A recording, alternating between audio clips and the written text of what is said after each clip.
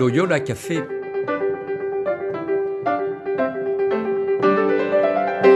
Loyola Café, on y discute philosophie et théologie.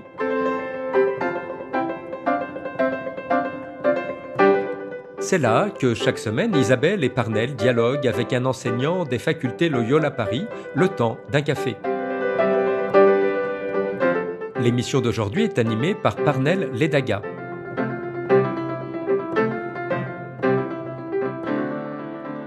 Chers auditeurs et auditrices de Loyola Café, bonjour à tous. Je suis heureux d'être avec vous pour un nouveau podcast. Nous allons dans cette émission discuter d'un thème qui a trait bien sûr avec la politique, la foi et l'art. Assez étonnant qu'on mélange politique, foi et art. Et pour en discuter, j'ai le plaisir d'accueillir un habitué, Alain Cugnot. Bonjour Alain. Bonjour. Merci infiniment d'avoir accepté de nouveau notre invitation. C'est toujours un plaisir de vous avoir ici avec nous et de discuter de thèmes toujours aussi passionnants. Je pressens bien sûr notre conversation d'aujourd'hui vraiment palpitante. Mais avant, j'aimerais vous poser cette question en fait. Comment vous définissez l'art ? On peut définir l'art à partir des œuvres d'art. Bien sûr. L'art, c'est ce qui se joue dans les œuvres. Oui. Mais le mot désigne également tout à fait autre chose. Quand on parle par exemple d'un ouvrage d'art, ça peut, les arts et métiers. Oui. Et la spécificité de l'œuvre d'art, c'est qu'elle est un objet fabriqué Oui. qui ne tire pas sa légitimité de son utilité, mais de son apparaître. Simplement en se montrant ou en se donnant à écouter. Et là, ça ouvre sur quelque chose de beaucoup plus vaste, qui est la révélation que dans la sensibilité, dans les sens, il y a une profondeur infinie qui se montre. Alors, c'est assez intéressant comme définition parce que vous venez de souligner justement que l'art, en fait, doit être créé. Je pense particulièrement à certains exemples. Ça nous est arrivé un peu à tous d'être émerveillés souvent face, disons-le, à certaines merveilles de la nature. Peut-être comment les arbres sont bien organisés, bien rangés dans une forêt, ou comment, disons, les processus géologiques ont peut-être sculpté des merveilles dans la roche. Alors ces objets particulièrement ne peuvent pas être, ou alors disons les oiseaux qui chantent, la mélodie des oiseaux, ou pas mal, disons les sons de certains animaux, tout cela ne pourrait pas être catégorisé comme de l'art, Pas comme de l'art, mais comme de la beauté. comme de la beauté. Et même jusqu'à une période assez récente, on considère que ce qui est beau, ce sont les objets naturels. Voyez Pascal, quelle vanité que la peinture. Les véritables objets beaux, ce sont les objets naturels. Et la peinture, la sculpture sont considérés comme pratiquement du divertissement. D'accord. Mais vous avez aussi dit, il y a la notion d'utilité de l'art en fait. Il y a pas si, il y a une fonction de l'art, mais ce n'est pas utile comme une chaise ou comme un crayon Oui, sont utiles. c'est vrai, tout à fait.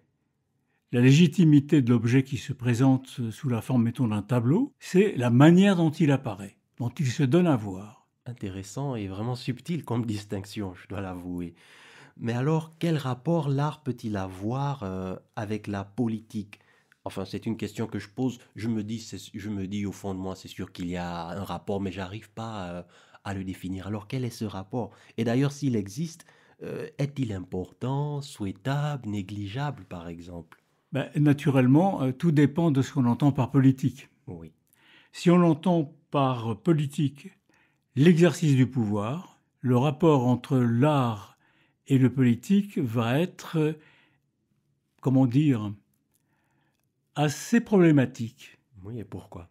Parce que le pouvoir politique va s'intéresser à l'art pour en faire, mettons, un art de propagande. Et cette propagande peut donner lieu à des œuvres extrêmement belles. C'est vrai. Le tableau de Velázquez qui s'appelle La reddition de Breda est une œuvre de propagande pour apaiser les relations avec les Pays-Bas, entre l'Espagne et les Pays-Bas. Mais c'est une œuvre magnifique. Mais vous avez aussi un art qui n'est plus un art et qui est totalement étouffé par la propagande, comme le réalisme soviétique, par exemple. Donc il y a ce premier aspect. Mais on peut remarquer également que politique a un autre sens. Et que le politique ou la politique, au fond, c'est ce qui est engagé dès lors qu'il y a une communauté humaine et que cette communauté humaine parle.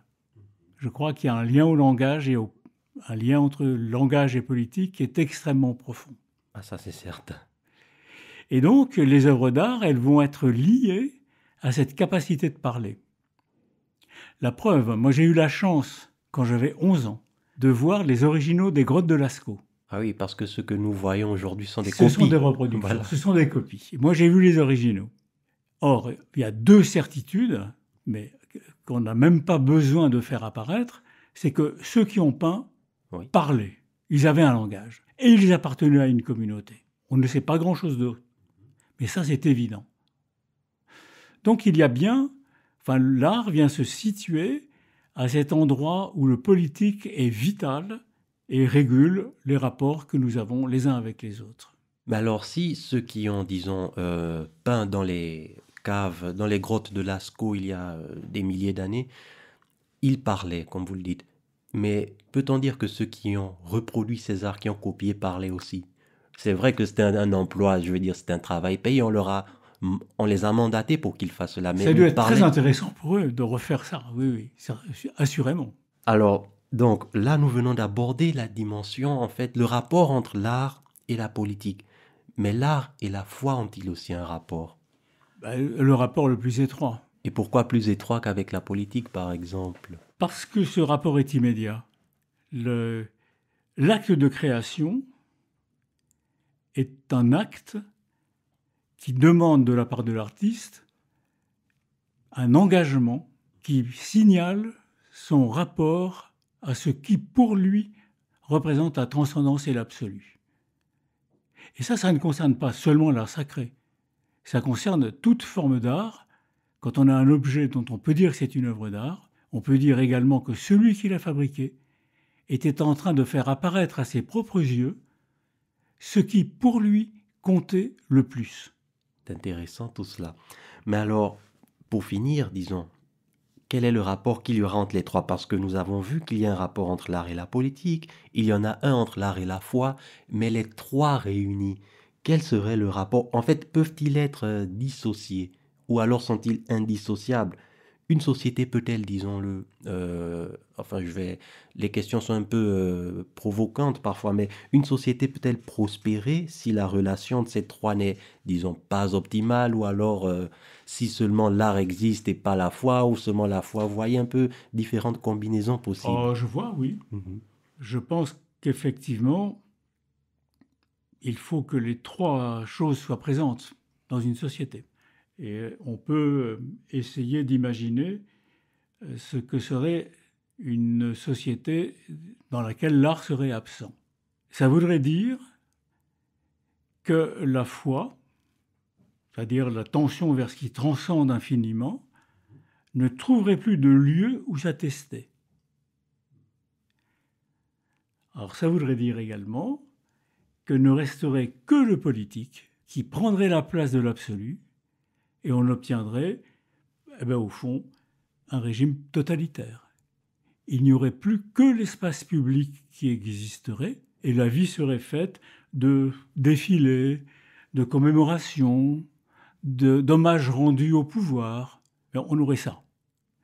Et une société dans laquelle la foi serait absente, c'est-à-dire une société dans laquelle la transcendance n'intéresserait plus personne, ce serait une société d'un conformisme absolu. On vivrait ce que l'on pense que les autres attendent de nous, strictement et simplement. Ce serait horrible. Et ce type de société serait horrible, je veux dire, si nous vivons en fonction de ce que nous croyons que les autres attendent de nous. Pourquoi ça devrait être horrible, par exemple? Si je suis convaincu que les autres attendent du bien de moi. Parce que, mais je n'ai pas sûr que les autres... Ils attendent... Non, les autres attendent que je me conforme à l'idée qu'ils se font de moi-même. Alors si ils attendent de moi le meilleur, ça voudrait dire que ça y est, la foi est rentrée. Ça y est, à nouveau, un intérêt pour la transcendance se manifesterait. Donc la foi en quelque chose de positif ou de bien, disons-le, il faut nécessairement qu'elle soit liée à une forme de transcendance. Absolument. Donc on ne peut pas avoir de société, disons, ça n'existera peut-être jamais, mais totalement matérielle, matérialiste. Ce serait une société entièrement matérialiste, ce serait une société alors dans laquelle les œuvres d'art ne pourraient apparaître que comme objet de consommation. C'est-à-dire les œuvres auraient un prix selon les lois du marché. Mais l'idée de les contempler ne viendrait pas à l'esprit. Les œuvres seraient enfermées dans des coffres. Mais il y a des aspects de cela qui existent déjà dès maintenant. Mais bien sûr. Et personne ne les regarderait. Intéressant aussi parce que vous avez abordé la question des totalitarismes. Je veux dire, une interrogation surgit maintenant. Les régimes totalitaires du XXe siècle, disons le régime nazi ou la soviétique, pensez-vous qu'il a manqué dans ces régimes l'une de ses composantes? Certainement pas le politique, parce que les régimes totalitaires sont très politiques, mais y a-t-il manqué par exemple la foi ou l'art dans ces régimes? Eh ben, je pense, oui, je pense qu'en particulier l'art a été absent, ou il n'a été représenté que sous une forme qu'on peut qualifier de dérisoire. Alors vous avez des régimes également, des régimes de nature totalitaire, qui interdisent les œuvres d'art. Parce qu'il y a une dimension extrêmement subversive dans les œuvres d'art. Elles sont subversives parce qu'elles ne peuvent prétendre être des œuvres d'art que si elles sont neuves, que si elles sont nouvelles, c'est-à-dire si elles sont imprévues. Et les régimes totalitaires ont horreur de l'imprévu. Ça, c'est certain. Mais s'ils ont horreur de l'imprévu, ne peuvent-ils pas tout simplement contrôler l'art, c'est-à-dire autoriser l'art, mais qui servirait leurs À intérêts? ce moment-là, oui, on rejoint ce qu'on disait au début, l'art de propagande. Oui. Et à ce moment-là, le côté subversif de l'art, mais je pense que même dans ce cas-là, il y a un côté subversif de l'art qui vient contredire ce contrôle. Et il y a un livre étonnant qui s'appelle Le Principe Espérance, d'un philosophe qui s'appelle Ernst Bloch, et qui dit cette chose tout à fait remarquable, que les hommes ne se pensent pas à partir de leur passé, ils se pensent à partir de leur avenir. Et les œuvres d'art, dit-il, sont copiées sur les œuvres de l'avenir. C'est-à-dire que les œuvres représentent cette brèche par laquelle le futur va venir. Mais qui a D'où dit leur ça? côté subversif. Celui qui a dit ça, c'est un philosophe, parce que ça me semble vraiment très profond, je vais dire, comme Oui, c'est citation. un philosophe marxiste, Ah. mais D'accord. pas très dans la ligne. Ben oui, j'imagine. Et alors, justement, selon vous, quand vous voyez les sociétés contemporaines, pouvez-vous dire que ce rapport entre ces dimensions foi, art, politique, il est, bon, peut-être pas parfait, la perfection n'existe pas, on peut toujours tendre vers ce qu'il y a de meilleur, mais le rapport, la relation qui existe entre ces trois, disons, un pays comme la France, dans un pays comme la France, pensez-vous qu'il soit positif ou plutôt qu'il y a beaucoup à améliorer? Je pense qu'on peut trouver des aspects de toutes les perversions possibles dans notre société. Il me semble qu'on peut trouver des traces d'une absence de politique, d'une absence d'art, d'une absence de foi. Mais que quand même, en gros, ça marche pas si mal que ça. Ça marche pas si bien, mais ça marche pas si mal. Ça marche plutôt bien. Ça marche plutôt bien si on doit comparer à Si on, certains autres si on pays. peut comparer à d'autres situations, Oui. ça marche plutôt bien. Et est-ce que ça a toujours aussi bien marché dans l'histoire de France, par exemple? C'est très difficile de répondre à cette question parce que la notion d'œuvre d'art comme telle est une notion assez récente. Et pendant longtemps, les œuvres d'art, une fois reconnues comme œuvres d'art, ont été dans un espace qui était celui de l'espace privé de ceux qui les possédaient, des collectionneurs. Mais c'est vraiment intéressant ce que vous venez de dire, que la notion d'art est vraiment récente. Mais nous sommes conscients, nous sommes d'accord pour dire que, disons, il y a 5 siècles, il y avait déjà des artistes. Donc les artistes... Mais depuis des millénaires. Voilà, depuis des millénaires. Mais et- eux, ils se et disaient pas, moi je suis un artiste. Ils ne le pensaient absolument pas, n'empêche qu'ils le mettaient en pratique. Oui. Et il y a des objets extrêmement archaïques, comme des hameçons en ivoire, qui ont des dizaines de milliers d'années d'âge, et qui sont décorés, sur lesquels celui qui les a fabriqués n'a pas pensé seulement à l'utilité d'attraper des poissons, il a fait des dessins dessus. Alors on peut dire, ah oui, mais c'est un rapport à la magie, à ce qu'on voudra. Peut-être, on n'en sait rien. Il n'empêche que quand vous voyez ces objets, vous voyez immédiatement qu'ils sont beaux. C'est certain. Alors, comme je l'ai dit, je l'ai annoncé au début de cet entretien qu'il allait être un entretien vraiment palpitant. Il y a beaucoup de choses que j'ai apprises et je ne peux que vous remercier, Alain, d'avoir accepté une fois encore de venir discuter avec nous sur ce thème, je veux dire, très concret parce que ça touche notre vie contemporaine. Donc, merci infiniment. Merci beaucoup. Quant à vous tous, chers auditeurs et auditrices du Loyola Café, je vous remercie de votre écoute, de votre fidélité.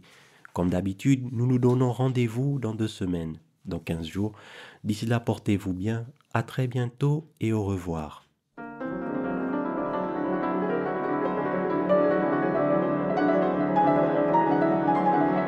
Vous écoutiez Loyola Café, le podcast des facultés Loyola Paris. Pour ne rater aucun épisode, abonnez-vous gratuitement sur votre application préférée, Spotify, Deezer, Apple Podcast ou YouTube Podcast.